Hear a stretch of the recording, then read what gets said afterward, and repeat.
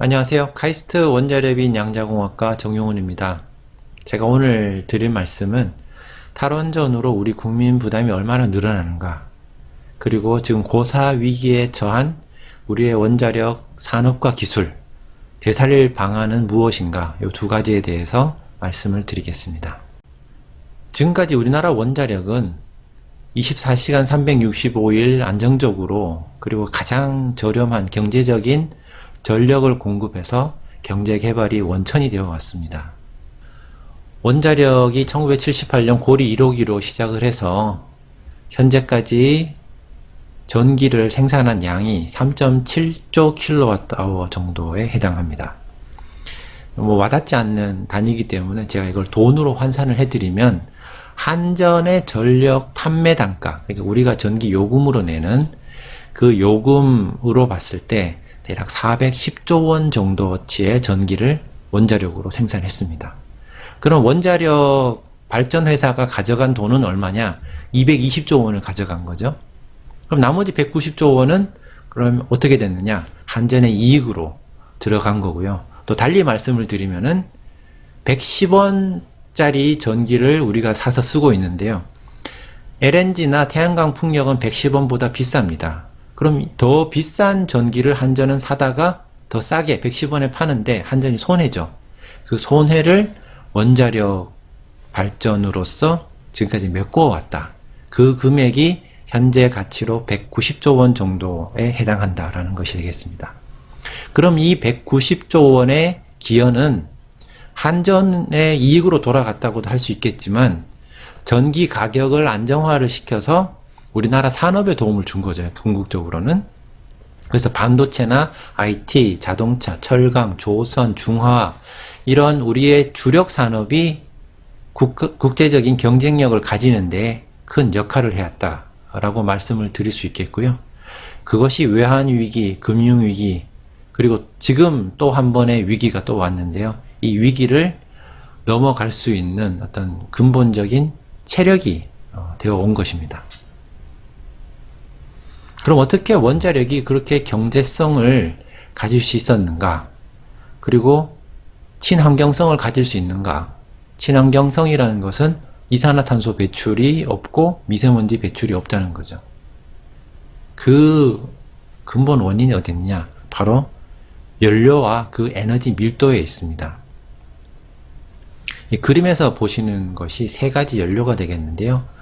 제일 왼쪽부터 우라늄, 석탄, 원유 이렇게 되겠습니다. 제가 제 손바닥 위에 해결료 펠렛 하나를 올려놓고 이렇게 사진을 찍었는데요.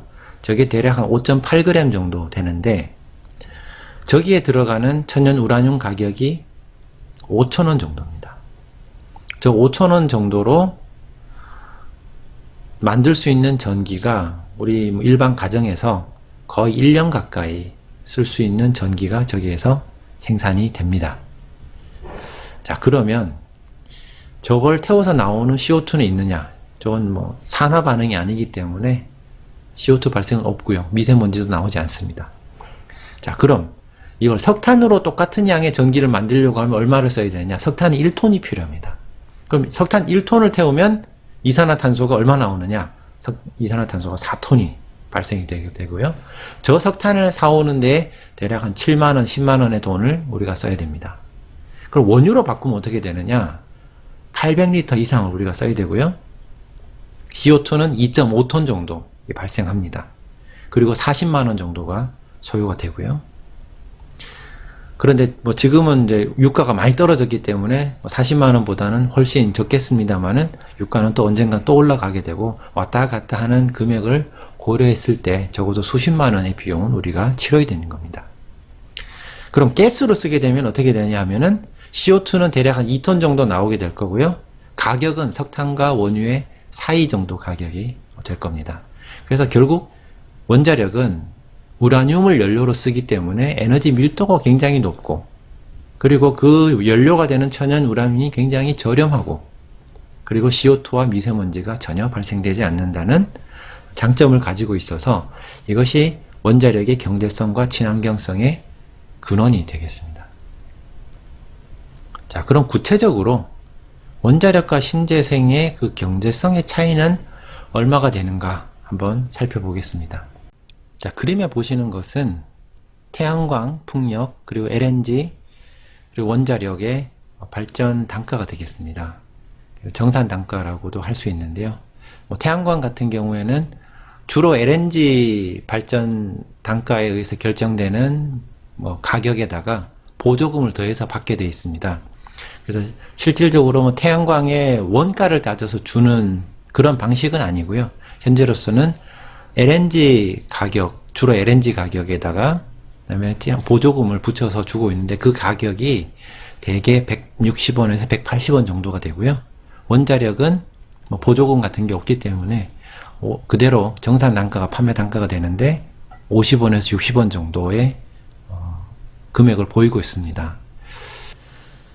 태양광은 낮에만 발전을 하고요. 24시간으로 놓고 본다면 4시간 정도만 발전을 하기 때문에 나머지 20시간 동안은 다른 발전원이 대기하고 있다가 발전을 해줘야 됩니다.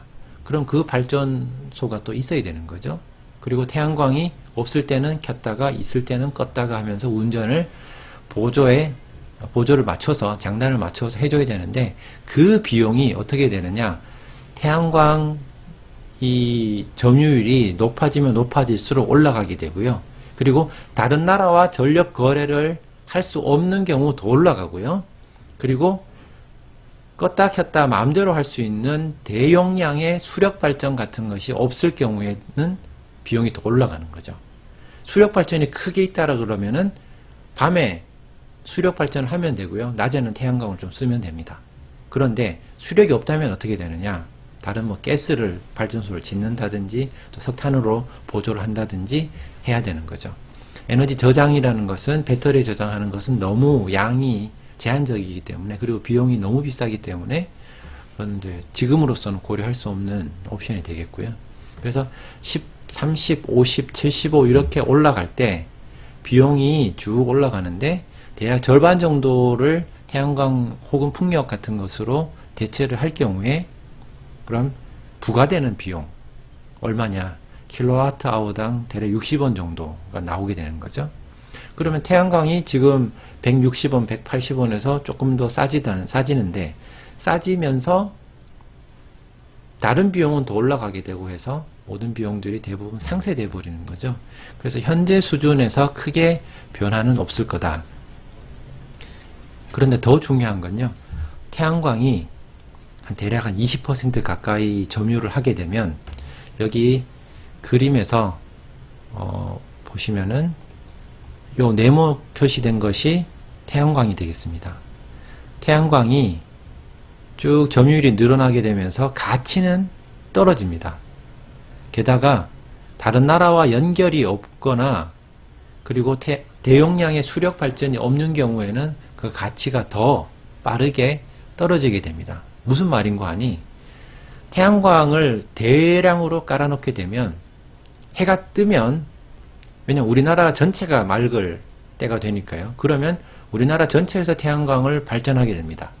그러면 그 시기에 전기가 쏟아져 나오고, 그 전기가 쏟아져 나올 때의 전기 가격은 싸질 수밖에 없는 거죠. 그리고 반대로는 그 전기가 나오지 않는, 해가 들어가게 되는 저녁부터 그 다음날 아침까지는 다른 곳으로 발전할 수 있는 수단을 찾아야 되기 때문에 그때의 가격은 조금 더 올라가게 되겠죠. 그래서 태양광은 많아지면 많아질수록 태양광끼리의 경쟁이 일어나서 태양광 정산 단가는 굉장히 싸질 수가 있습니다. 그렇죠. 아까 말씀드렸듯이 다른 부대 비용이 증가가 되게 되고요.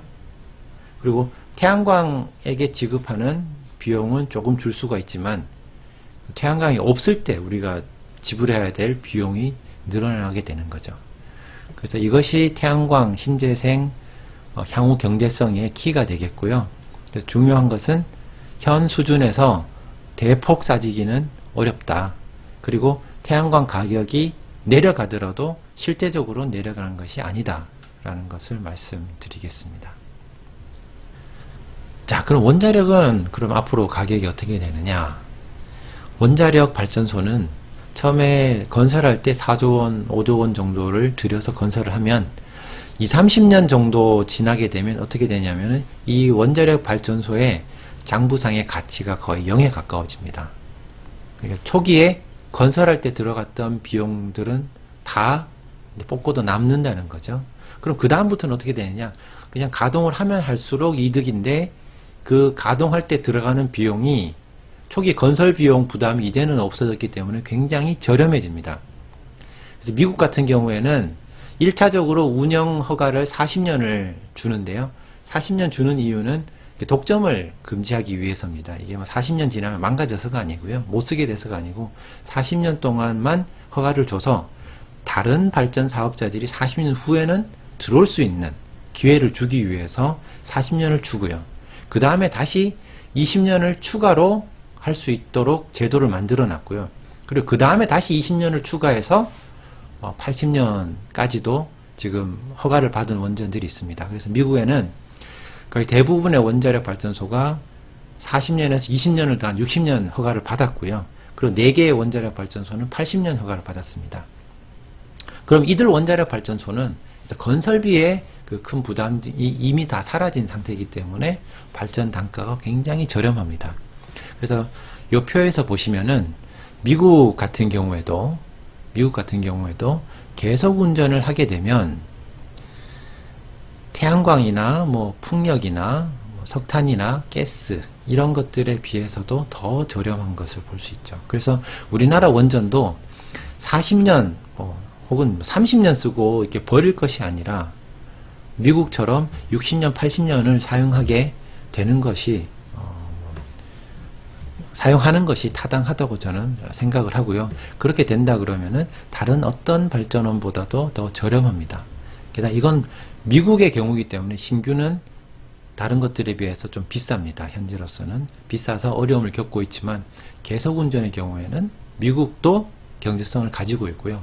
우리나라는 미국 신규 원전 가격의 절반 3분의 1 수준이기 때문에 신규 원전조차도 다른 어떤 발전원에 비해서도 저렴합니다. 그리고 앞으로도 그럴 거고요. 그리고 계속 운전은 뭐 말할 것도 없이 저렴합니다. 공짜 발전소에 연료비 조금 들어가고 운영비 조금 들어가서 전기를 만들어낼 수 있는 귀중한 설비이기 때문에 반드시 계속 운전을 하는 것이 타당하다고 보고요. 유럽도 마찬가지입니다. 유럽 데이터 여기 왼쪽에 보시면 있는데요. 거기에서도 계속 운전을 하게 되는 경우 다른 어떤 경우보다도 더 저렴하다. 그래서 앞으로 원자력은 어떻게 될 거냐? 발전 원가가 지금 50원, 60원 수준인데요. 이것보다 더 크게 올라갈 이유는 없습니다. 그리고 조금씩 내려갈 가능성이 더 높다고 봐야겠죠. 자, 그러면은 탈원전을 우리가 지금 하고 있는데요. 탈원전이라는 것은 건설 중이던 원전 다 백지화시킵니다. 신한울 3, 4호기부터 해서 6개가 있고요. 신한울 3, 4호기는 게다가 공사 중인데 지금 중단되어 있습니다. 그리고 계속운전, 처음에 허가를 30년 받았으면 그걸로 끝, 더 이상 없다. 처음에 허가를 40년 받았으면 그걸로 끝, 더 이상 없다. 이것이 계속운전을 전면 불허하는 겁니다. 이 두 가지로 일단 크게 요약해 볼 수 있는데요. 이 손해가 과연 얼마냐 한번 보시겠습니다. 제가 아까 말씀드렸듯이 현재까지 한전 매출로 대략 410조 원 정도의 전기를 생산했습니다. 그럼 예를 들어서 탈원전을 하게 된다면 어떻게 되느냐? 신고리 5, 6호기가 아마 마지막 호기가 될 텐데요. 신고리 5, 6이 끝날 때까지 생산할 전기가 1100조 원 정도가 됩니다. 그러면 탈원전을 하게 된다면 1100조 원어치의 전기를 생산할 거고요. 한수원은 그 중에 600조 원을 가져갈 겁니다. 그러면 나머지 500조 원은 한전의 이익으로 가겠죠. 자, 그러면 신한울 3, 4 좀 건설 중이던 거 건설을 마저 마치게 하고, 그리고 계속 운전을 미국처럼 40년까지는 안 하더라도 최소 20년만 한다 그러면 어떻게 되느냐? 한전 매출로 1700조 원어치의 전기를 생산하게 되죠. 600조 원어치가 늘어나는 겁니다. 그러면 한전은 판매 금액 대비 대략 한 300조 원 가까이를 이득을 보게 되는 거죠. 탈원전 하는 경우 대비 탈원전을 수정해서 신한울 3사를 건설을 하고 계속 운전을 20년 정도 허용할 경우에는 한전 이득으로는 300조 원 가까이가 돌아가게 되는 거고요. 또 다른 측면에서 봤을 때 그럼 탈원전 때문에 사라질 원자력 발전량을 태양광이나 LNG로 대체를 하게 된다면 어느 정도 비용이 들어갈 거냐? 대략 400조에서 500조 원 정도가 더 들어가게 되는 거죠.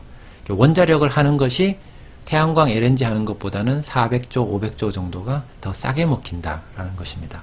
그래서 최소로 봤을 때는 300조 원 가까이, 최대로 봤을 때는 대략 한 500조 원 정도가 우리가 탈원전으로 인해서 보게 될 손해라고 볼 수가 있습니다.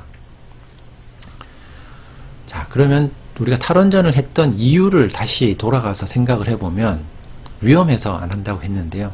그럼 우리나라 원자력 발전소에서 사고가 나면 과연 끝장인가?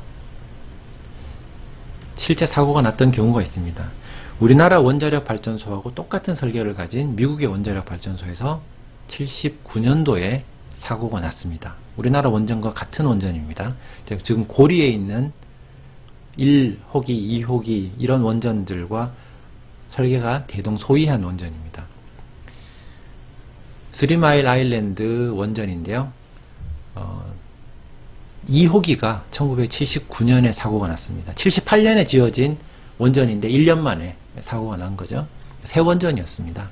사고가 나서 후쿠시마처럼 냉각이 잘 안 되고 이래가지고 노심도 높고 수소도 나오고 거의 폭발적인 반응을 하면서 타고 후쿠시마와 유사한 사고가 났는데 결과적으로 어떻게 됐느냐? 미국 대통령이었던 그 당시에 카터 대통령이 이 발전소를 4월 1일에 만우절 날이죠. 하필 4월 1일에 방문을 했습니다. 사고 난 뒤에. 사고가 3월 28일에 났습니다. 사고가 난 지 불과 3일 뒤에 대통령이 방문을 했는데 평소에 신는 덧신 정도 이렇게 신었지 아무 보호 장비도 없습니다. 심지어 마스크도 없는 거죠. 왜냐하면 사고가 났을 때 이 경납 건물 안에 방사능 물질들이 다 그대로 갇혀 있었기 때문에요. 이 경납 건물이 다 그걸 안에다 막고 있었기 때문에 밖으로 나오는 것이 없었습니다. 그래서 대통령이 방문을 하는데 그것도 이 방이 이 경납 건물 바로 옆에 이렇게 붙어 있는 건물이 되겠습니다. 그 방에 방문을 하는데도 아무 보호 장구가 없었던 거죠. 대비되겠습니다만은 지금 코로나 때문에 많이들 고생을 하고 계신데요. 코로나 바이러스 여기에 대해서는 우리가 굉장히 조심을 하고 의료기관을 방문할 때는 마스크 그리고 청결 이런 굉장히 신경을 써야 되는 거죠. 심지어 이런 수준보다도 더 못한 수준의 결과가 되는 거죠. 원자력 발전소의 사고라는 것은요. 그리고 후쿠시마 사고 우리와는 설계가 좀 다릅니다만은 여하간 사고가 났고 방사능 물질도 외부로 누출이 됐습니다. 그렇지만 사망자는 없습니다. 1368명이 사망했다 이렇다 저렇다라는 말은 많이 있는데요. 실제 사실을 보시면 방사선 피폭에 의한 사망자는 없습니다. 왜냐하면 그 피폭량이 굉장히 미미했기 때문인데요. 그 결과는 유엔과학위원회나 아니면 WHO나 서로 독자적으로 독립적으로 보고서를 발간을 했는데요. 결론이 이겁니다. 주민과 직원 중에 사망이나 급성질환 없다. 그리고 방사선 피폭으로 인한 갑상선암 증가 가능성도 우리 기대할 수 없다. 그리고 앞으로 후손들 건강여행도 없을 것이다. 이것이 결론인데요. 왜 그러냐? 보시면 후쿠시마 일반인들이 앞으로 사고부터 남은 여생 전체를 통틀어서 사고 시점부터 사망할 때까지 죽을 때까지 그 여생을 통해서 받는 피폭량이 1, 20mSv 정도 수준입니다. 이 1, 20mSv는 우리나라 강원도, 부산의 평생 피폭 차이가 90mSv 정도 되는데요. 그보다도 작은 수치죠. 그래서 강원도에 사느냐, 부산에 사느냐의 차이가 대략 평생 동안 90mSv 정도의 피폭을 차이를 가져오는데요. 후쿠시마 사고로 인한 것은 적어도 그보다 더 아래에 있다.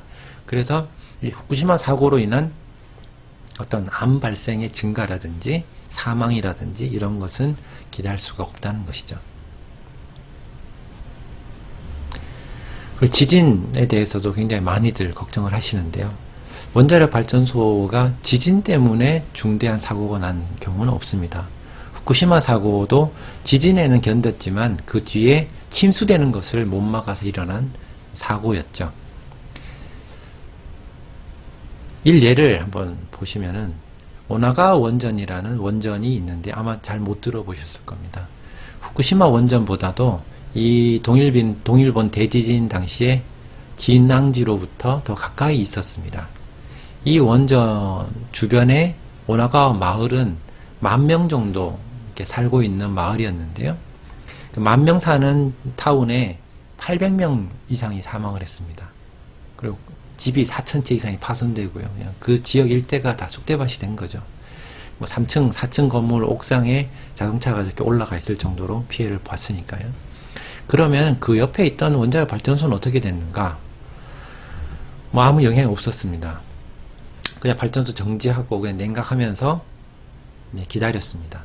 그리고 주변에 있던 주민들 중에 생존자분들이 대략 한 300분 정도가 발전소 안에 있는 체육관에 한 90일 정도 기거하면서 대피 생활을 했습니다. 왜냐하면 발전소에서는 물, 전기, 통신 이런 것들이 다 제대로 공급이 되고요. 그리고 추가적인 여진이 오거나 추가적인 쓰나미가 오더라도 이 주변에서는 제일 안전한 곳이 원자력 발전소이기 때문에 이렇게 피해 있었죠. 그래서 지진에 의해서는 적어도 원자력 발전소는 굉장히 강건하다. 자, 그럼 탈원전 이 시각을 한번 외국에서 바라본다면 어땠을까? 제가 뭐 여러 사람들과 이야기를 개인적으로 많이 나눠보면 굉장히 이상하게 생각합니다. 이유는 단순합니다. 아니, 한국이 원자력 산업이 막강한데 왜 탈원전을 하느냐? 아니, 자국에 원자력 산업이 있는데 탈원전 하는 나라는 한국이 최초다. 우리나라가 세계 최초의 이상한 탈원전 국가입니다. 원자력 가격 경쟁력이 있습니다. 다른 나라는 뭐 비싸서 못 쓰겠다 이런 건 이해가 됩니다. 그런데 우리나라는 제일 저렴한데 안 쓰겠다. 그리고 위험하다. 지진에도 상관없죠. 그리고 사고가 나서 노심이 높고 후쿠시마 같은 일이 벌어져도 밖으로 나올 일이 없는 그런 원자력 발전소를 갖고 있고요. 게다가 우리나라 원전, 지금 신한울 3, 4호기 건설이 중단된 저 원전 같은 경우에는 그 설계의 안전성을 유럽과 미국에서 인증을 받은 겁니다. 그리고 미국에서의 설계 인증이라는 것은 외국 회사로서는 우리나라가 최초로 받은 겁니다. 안전성도 유럽과 미국이 다 인정했고 경제성에 있어서도 다른 나라에 비해서 절반 3분의 1 가격인데 우리는 탈원전 하는 것입니다. 그럼 이거 누가 좋다고 하는 탈원전인지 굉장히 의문스럽습니다. 우리나라 국민의 안전에도 도움이 안 되고요. 그리고 우리나라 국민의 경제에도 도움이 되지 않는 굉장히 이상한 탈원전이고 게다가 우리나라의 원자력 산업을 죽이는 방향으로 좀 가고 있기 때문입니다. 외국과 비교해 보시면은 우리나라 원자력 발전소 지금 외국에 짓는 사업 기준으로도 바라카에 건설하는 이 건설 비용이 다른 곳에 건설하는 것보다는 훨씬 저렴하고요. 또 국내에 건설하는 것은 유럽이나 미국에 건설하는 비용의 절반, 3분의 1 수준입니다. 그리고 탈원전이, 그리고 원자력 산업이 좀 죽어가느냐, 탈원전이 대세냐, 그렇지 않습니다. 지금 2020년 지금 4월 현재 데이터만 보더라도요, 현재 19개국에서 53개 원전이 건설 중입니다. 그리고 110기의 원전이 건설 계획 중이고요. 현재 400기 정도의 원전이 있습니다. 그리고 330기의 원전이 제한 중에 있습니다. 이런 상황에서 우리는 수출을 할 수 있는 아주 좋은 기회인데 우린 탈원전으로 산업까지 무너지고 있고요. 게다가 우리나라에서는 위험해서 안 쓰겠다. 그렇지만 우리나라 원전을 사주라 라고 하는, 어떻게 보면 좀 앞뒤가 맞지 않는 이야기를 우리가 해야 되기 때문에 평판도 굉장히 나빠져 있습니다. 한국은 탈원전 하기 때문에 앞으로 60년, 80년 운영해야 될 원전 산업을 대한민국에 맡기기에는 좀 부담스럽다. 평판도 그 측면에서 좀 나빠지고 있는 거죠. 어떻게 외국에서 보는 인상을 뭐 비유를 하자면 이런 거에 가깝지 않겠나 싶습니다. 다 허물어져, 밖에서 볼 때는 다 허물어져 가고 있는데, 저 뒤편에 뭐 식당에서는 아직까지는 영업을 할 수가 있겠죠. 그리고 뭐 괜찮게 할 수도 있을 겁니다. 그렇지만 밖에서 보는 인상은 굉장히 좋지 않다. 그래서 제가 제안을 드린다면은, 앞으로 우리 원자력 기술과 산업을 되살리기 위해서 제안을 드린다면은, 신한울 3, 4호기 이거 꼭 건설을 재개해야 됩니다. 저 신한울 3, 4호기가 설계는 미국과 유럽 안전 인증을, 그리고 사용자 인증을 다 받은 최신의 안전성을 갖춘 원전이고요. 그리고 60년에서 80년 계속 운전도 또 추진을 해야 됩니다. 고리 2호기 이제 곧 40년 운영 기간, 1차 운영 기간이 끝나게 되는데요. 이거 60년 운영하고 80년 운영해야 됩니다. 안전성을 확인한 다음에 운영하면 되는 겁니다. 미국이 지금 80년까지 운영 허가를 주고 있거든요. 그리고 적극적으로 해외 수출도 추진을 해야 되는데, 해외 수출의 선결 과제가 적어도 신한울 3, 4호기 건설을 재개해서 지금 죽어가고 있는 원자력 산업, 뭐 두산중공업이라든지 협력업체라든지, 그리고 원자력 설계회사, 그리고 원자력 운영회사, 이들이 다시 건강하게 살아나도록 해야지 해외에서 볼 때도 한국이 미래가 있다, 한국의 원자력이 미래가 있다라는 인상을 받게 될 겁니다. 그래서 적극적인 해외 수출을, 우리나라 신규 원전을 건설을 재개를 하고 계속 운전을 허가해서 우리나라 원자력 산업의 기틀을 좀 탄탄히 하고, 그리고 해외에서 바라보는 평판도 좀 올려서 수출을 추진해야 된다. 그리고 원자력 발전 기술이 지금 있는 기술이 끝이 아닙니다. 앞으로 무궁무진하게 발전할 수 있는 기술이 있습니다. 안전성, 경제성, 그리고 사용 해결료, 모든 문제에 있어서 해결할 수 있는 솔루션들이 있는데요. 이 기술을 지속적으로 개발하도록 해야 합니다. 그리고 원자력 비중, 지금 요즘 들어서 낮아지면서 굉장히 경제적으로도 압박을 한전이 받고 있는데요. 원전 비중도 확대해서 경제성을 살려야 되고요. 또 우리나라 앞으로 이산화탄소 많이 줄여야 됩니다. 줄여야 되는데, 이미 국제사회에 약속해놓은 목표는 있는데 덜컥 탈원전을 해버리니까 그 이산화탄소 감축 목표를 지금 지키지 못할 상황에 와버렸습니다. 이산화탄소가 하나도 안 나오는 원전을 없애고 이산화탄소가 나오는 LNG 발전, 이걸 늘리는 방향으로 지금 가고 있기 때문에 이산화탄소 감축이 굉장히 힘듭니다. 그리고 미세먼지, 석탄을 떼던 LNG를 떼던 연소를 하는 발전소에서는 미세먼지가 다 나오게 됩니다. 그래서 미세먼지를 줄이고 이산화탄소 줄이는 데 있어서도 원전 비중 확대가 필요합니다. 그리고 우리가 이산화탄소도 줄이면서 주변국의 이산화탄소 줄이라고 좀 압박을 좀 해야 됩니다. 예를 들어 중국에 대해서 중국 미세먼지를 줄여라 라고 우리가 그냥 직접적으로 이야기를 한들 들을 일이 없습니다. 들을 이유가 없겠죠. 그렇지만 이산화탄소 감축이라는 것은 우리가 국제적으로 약속을 중국을 포함해서 다들 하고 있고, 거기에 대한 압박은 엄연히 국제사회에 존재하기 때문에 우리가 모범적으로 원전 비중을 확대를 하고 신한울 3, 4호기 건설 재개하고 계속 운전 추진해서 이산화탄소를 확 줄여 나가면서 주변에 중국이라든지 다른 나라들의 이산화탄소를 줄여라 라고 우리 압박을 할 수 있겠죠. 그럼 이산화탄소 배출을 줄이면 미세먼지는 따라서 줄게 돼 있습니다. 이 전략으로 나가야지 우리나라 경제도 살리고 환경도 살리는 길이라고 생각합니다. 그리고 현재 지지부진하게 사회적인 논의가 되어가고 있는 사용 후 해결료 관리 방안, 이것도 조속히 확정을 하고 정부가 책임을 지고 추진을 해야 되겠습니다. 그래서 말씀드린 신한울 3, 4호기 건설 재개, 그리고 60에서 80년의 계속 운전 추진, 그리고 해외 수출, 그리고 신기술 개발, 원전 비중 확대, 그리고 사용 해결료 관리 방안 확장과 조속한 추진. 이것이 우리 대한민국의 원자력, 그리고 대한민국의 미래를 위해서 제가 드리고 싶은 제안입니다. 경청해 주셔서 감사합니다.